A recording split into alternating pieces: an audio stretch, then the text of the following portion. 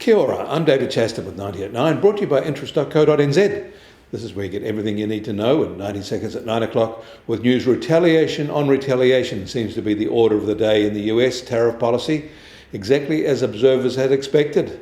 The whole thing is a no-win battle and a repeat of a history lesson that failed the first time, one that should be noted that resulted in the 1929 Depression. Both Canada and the EU responded with retaliatory tariffs on imports from the US. Washington then threatened more on them for responding. Separately, in the US, lower energy costs brought their CPI inflation rate down to 2.8% in February from 3% in January. This was a better result than expected. A year ago, American CPI inflation was running at 3.2% and decreasing when it dropped to 2.4% in September. But no one expects the dip to last as the tariff costs get passed on to consumers. And the Bank of Canada cut its key interest rate by 25 basis points to 2.75% in its March decision, as expected and previously signalled, to mark a 225 basis point rate cuts since the start of its loosening cycle in June 2024. More rate cuts are now expected, especially now they can see a major economic bump coming from the tariff war.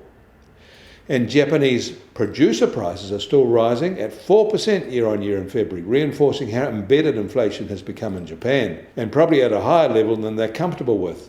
It's the sixth straight month as it exceeded 3%.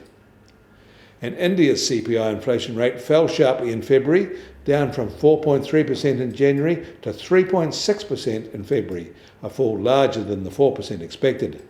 The pace of the drop in food price inflation drove the moderation.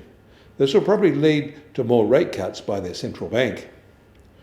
Also rising was Russian CPI inflation, which came in at 10.1% in February, up from 9.9% in January, driven by an 11.7% rise in food prices.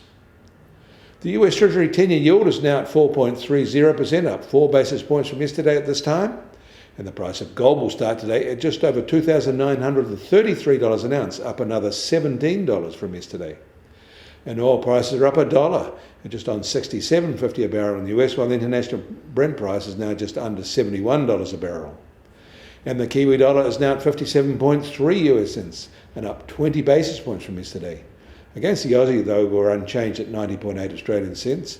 Against the euro, we're up 20 basis points at 52.5 euro cents. That all means our trade-weighted index starts today at 66.5 and up 20 basis points from yesterday. You can get more news about the economy in New Zealand from interest.co.nz. Kia ora, I'm David Chaston, and we'll do this again tomorrow.